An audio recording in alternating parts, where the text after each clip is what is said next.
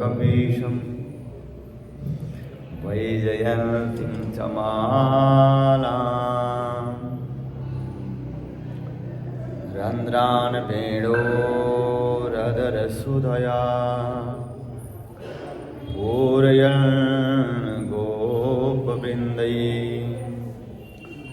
वृन्दारण्यं स्वपदरमणं प्राविशद गीतकीर्तिम् अहो वकीयं स्तनकालकूटं जिघांसयापाय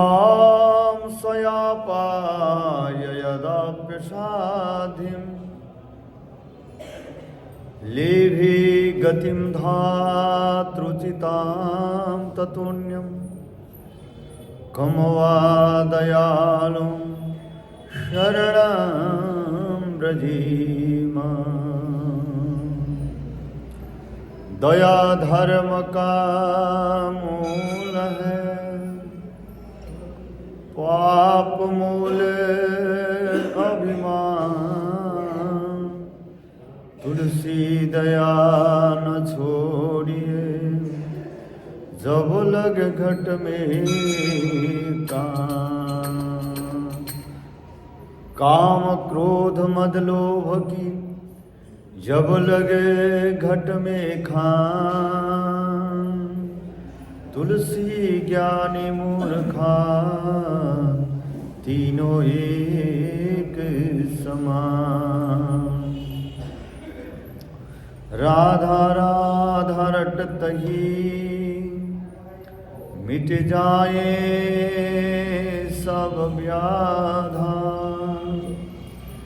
कोटि जन्म की आपदा नाम लेते डर जाए। ध्रुव सजलानी जपिऊ हरि नामा। पावा अमर अभिचल ठावा। बोली श्री वृंदावन बिहारी लाल की जय। बोली भक्त वत्सल भगवान की जय। माई मेरी सच्चियाँ जोता वाली माता तेरी सदाई जय। सुंदर सुंदर गुफा वाली दाती तेरी सदाई जय। बोल सच्चे दरबार की जय।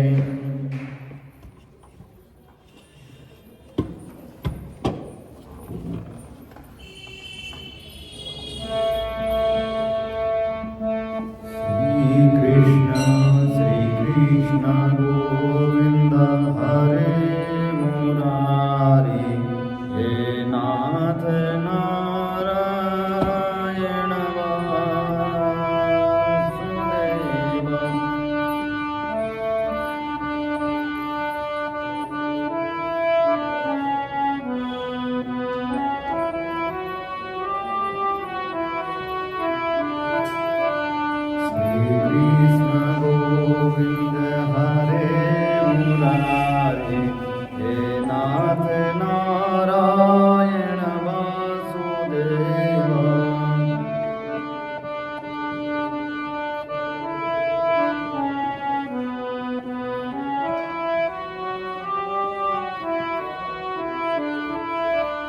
हे नाथ नारायण वासुदेव।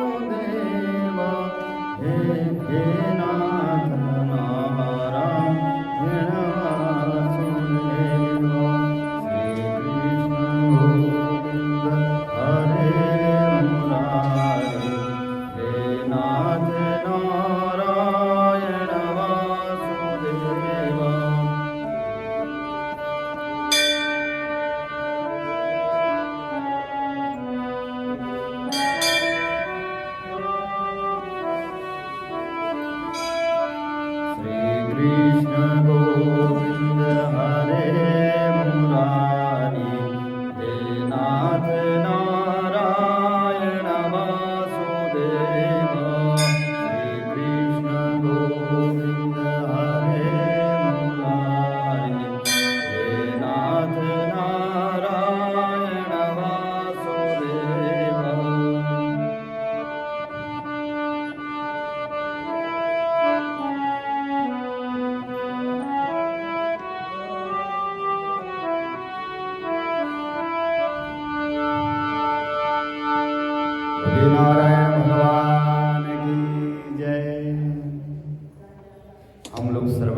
हैं माघ महीने का पावन महात्म्य। लोमस ऋषि कहते हैं, हे द्विज, अब यमलोक में उस राजा की दुख देने वाली गति को सुनो। जो राजा थे उन्होंने क्या किया, पाखंडियों का साथ लेकर के और भगवान शंकर जी के आड़ भगवान शंकर जी को बहाना बनाया। हाँ, और भगवान नारायण जी का द्वेष किया, नारायण जी से द्वेष किया और भगवान नारायण जी की उपेक्षा की। बोले उसके बाद किसी भी देवताओं की उपेक्षा नहीं करनी चाहिए, मानो सबको और मांगो एक से। और उसके बाद पाखंडियों के साथ होने से उनको क्या फल मिला? लोमस ऋषि कहते हैं, हे द्विज, अब यमलोक में उस राजा की दुख देने वाली गति को सुनो। दारुण दुख से दुखी होने से वह राजा कभी मूर्छित होना, कभी चेत आने पर चित्त में संतोष करता हुआ पहले तो वह तामिश्र नरक में पहुंचा और अंधतामिश्र में पहुंचा, महारौरव नाम के नरक में पहुंचा। ये सारे दुखदायी हैं। और अति घोर तापन सन प्रतापन नामक नरकों में चला गया। फिर काकोल, कुडमल, तलवार जैसे पत्तों वाले वन और अनेक प्रकार के नरकों में गिरा। उसके बाद लोह शंकु मृजसी नरकों में डाला गया। रास्ते में सालमली नदी तथा महाभयंकर दुर्गम मार्गों में वह पड़ा। विष्णु भगवान से द्वेष मात्र करने से 21 पीढ़ी तक जो है उनको भी दुख हुआ और साथ में 21 युग तक भयंकर और दारुण दुख भोगता रहा। यमराज की यातना भोगकर वह राजा नरक से निकला और हिमाचल पर्वत पर दर्शन पाने से मेरे दुख का अंधकार के समान नाश हो गया है, उन्होंने कहा।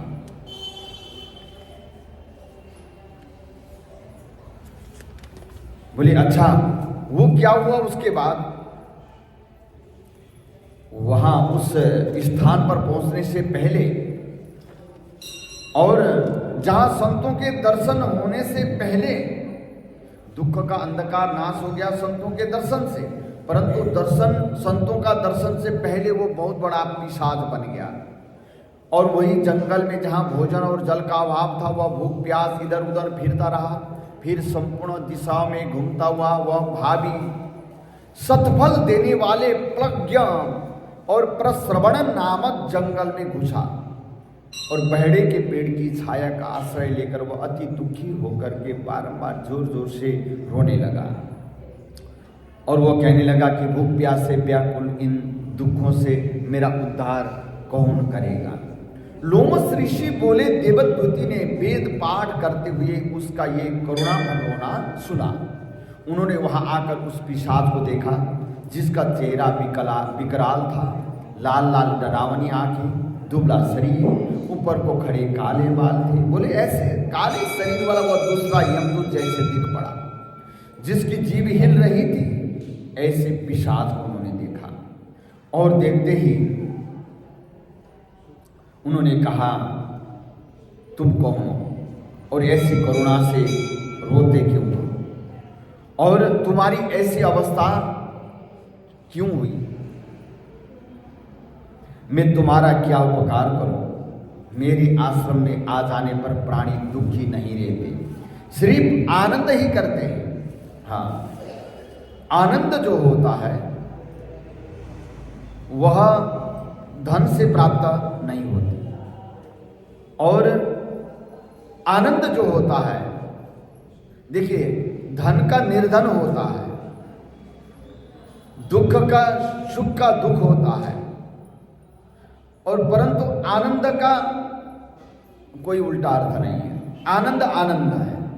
बोले आनंद का कभी उल्टा अर्थ है ही नहीं। अगर आप निरा लगा दोगे निरानंद, इसका मतलब ये हुआ बहुत आनंद। बोले आनंद का उल्टा है नहीं, सुख का दुख है, गर्म का ठंडा है, पर आनंद का कोई उल्टा है नहीं। बोले इसलिए कहते हैं नंद में आनंद भयो। वो आनंद जो है ना, जैसे पुत्र प्राप्ति का जो आनंद है वो सुख है, पुत्र सुख की प्राप्ति हुई और पुत्र प्राप्ति हुई तो आनंद हुआ, ये नहीं। केवल आनंद कहाँ हुआ? बोले नंदघर, नंदघर आनंद भयो, जय कन्हैया लाल। जहां भगवान मिले आनंद वही है। बाकी चीज सुख है, सुख और आनंद में फर्क है। आपको शरीर सुख मिला ठीक है, परंतु मन में आनंद नहीं, मन में जब तक खुशी नहीं है, मन में एक आनंद की अनुभूति होती है, वो अनुभूति नहीं है। जब तक भगवान नहीं मिलते, जब तक भगवान की शरणागति प्राप्ति नहीं होती, तब तक आनंद नहीं होता है। तो हमें शरणागति अपनानी होगी, जब आनंद मिलेगा। हम कहते हैं कैसे हैं? बोले आनंद है। अब पता नहीं आनंद का क्या अर्थ है।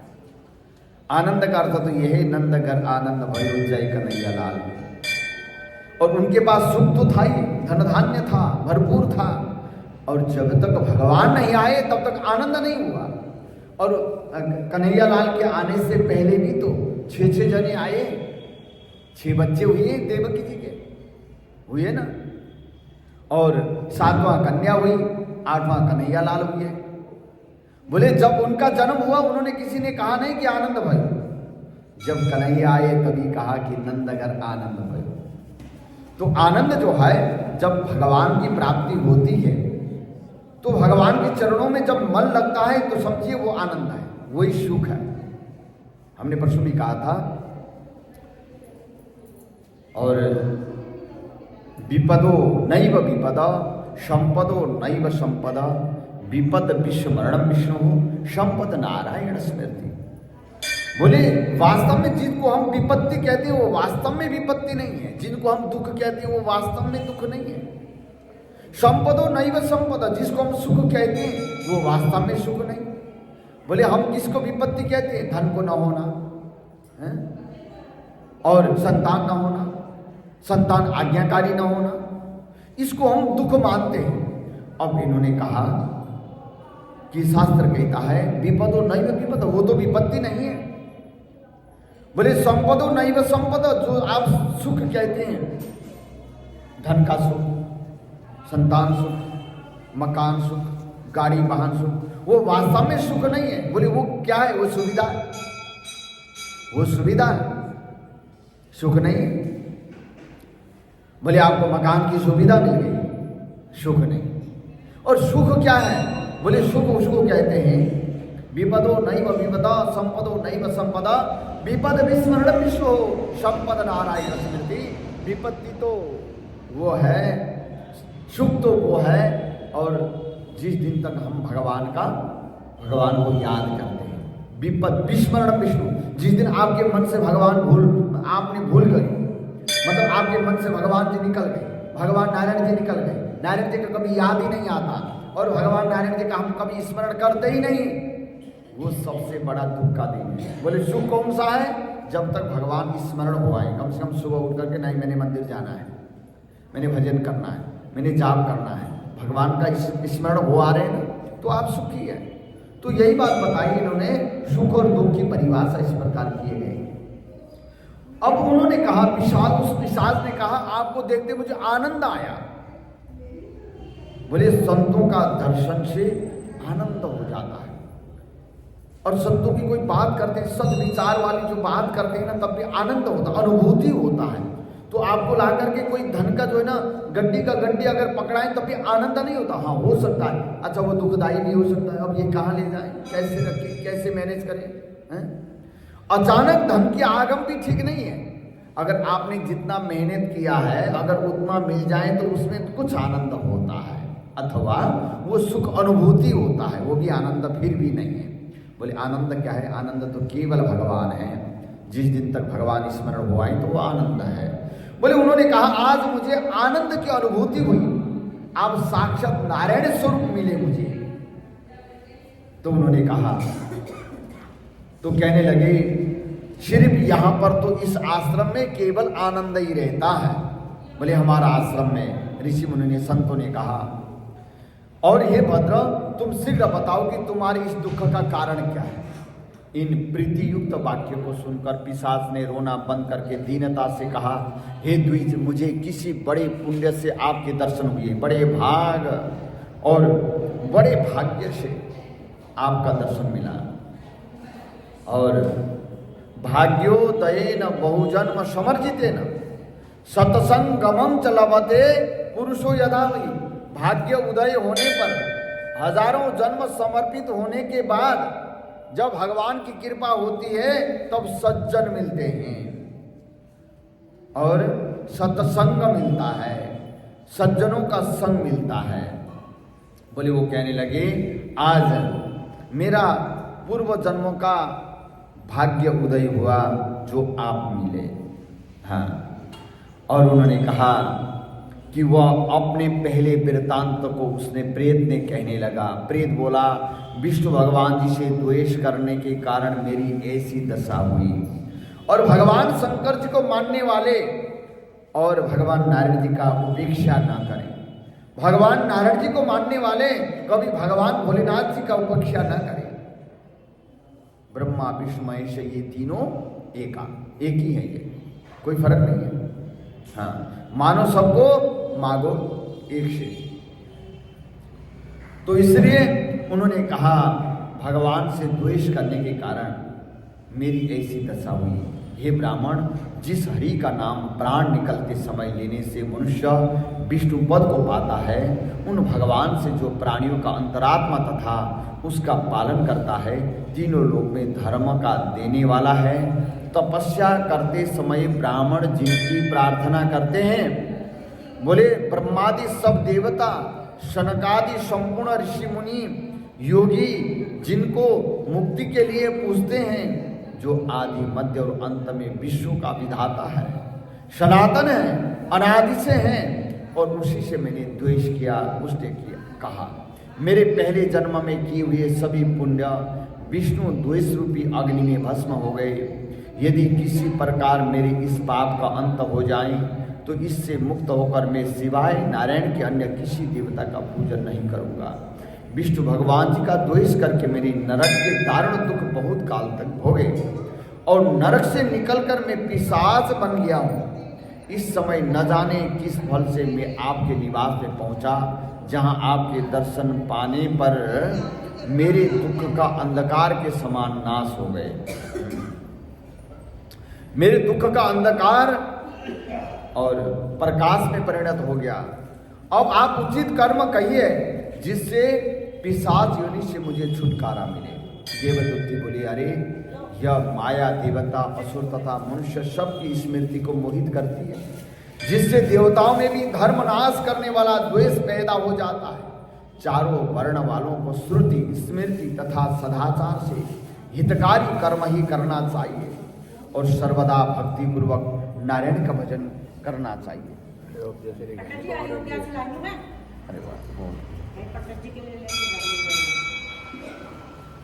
और कहती है देवदूती कहने लगे, अरे यह माया देवता, असुर तथा मनुष्य सबकी स्मृति को मोहित करती है, जिससे देवताओं में भी धर्म नाश करने वाला द्वेष पैदा हो जाता है।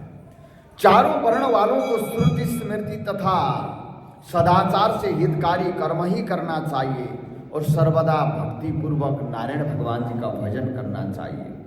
वेद विरुद्ध शास्त्रों में कहे हुए कर्मों को छोड़ देना चाहिए। अपनी बुद्धि से रचे हुए शास्त्र, अपनी मनमर्जी का जो शास्त्र है, उससे ठग करके लोग मूढ़ों को भी ठगते हैं। हाँ, कल्याण के पथ को नष्ट करके परलोक के पथ का भी नाश कर देते हैं। जैसे द्रविड़ का राजा नारायण से विमुख होने पर नरक में गया था। लोमस ऋषि बोले, ऐसा कहने पर मुनि ने पिशाच को सुमार्ग के वचन कहने लगे। हे भद्र, माघ महीने का विचार करके तुम प्रयाग में जाकर स्नान करो। इससे पूर्व जन्म के पापों से छुटकारा पाकर तुम पिशाच योनि से निसंदेह मुक्त हो जाओगे। वहां पर स्नान, तपस्या, दान करने से स्वर्ग की प्राप्ति भी हो जाती है। और यह बड़ी सनातनी श्रुति है, प्राचीन श्रुति है। इससे बढ़कर दूसरा कोई भी प्रायश्चित है नहीं। संसार में यह स्वर्ग तथा मोक्ष का खुला हुआ द्वार है। जिस प्रकार शरद ऋतु का चंद्रमा चमकता है, उसी प्रकार प्रयागराज के संगम गंगा यमुना का मिश्रित जल में स्नान करने से मनुष्य पवित्र हो जाता है। इसके जल की एक बूंद का स्पर्श करने से केरल देश का ब्राह्मण जो था वह भी मुक्त हो गया था। ऋषि के ऐसे वचन सुनकर पिशाच के मन में अत्यंत शांति उत्पन्न हुई। उसके बाद उसने दुख से छूटकर बड़ी प्रसन्नता एवं विनयपूर्वक मुनि से पूछा और कहने लगे कि केरल देश का ब्राह्मण कैसे मुक्त हुआ, वो वृत्तांत मुझे बताइए। इस प्रकार से वह पिशाच ने प्रश्न किया देवदूति से, और वह जो केरल देश का जो ब्राह्मण है और वह किस प्रकार मुक्त हुआ, ये पावन प्रसंग कल फिर हम श्रवण करेंगे। आज की कथा प्रसंग विश्राम करेंगे। बोले गोविंद भगवान की।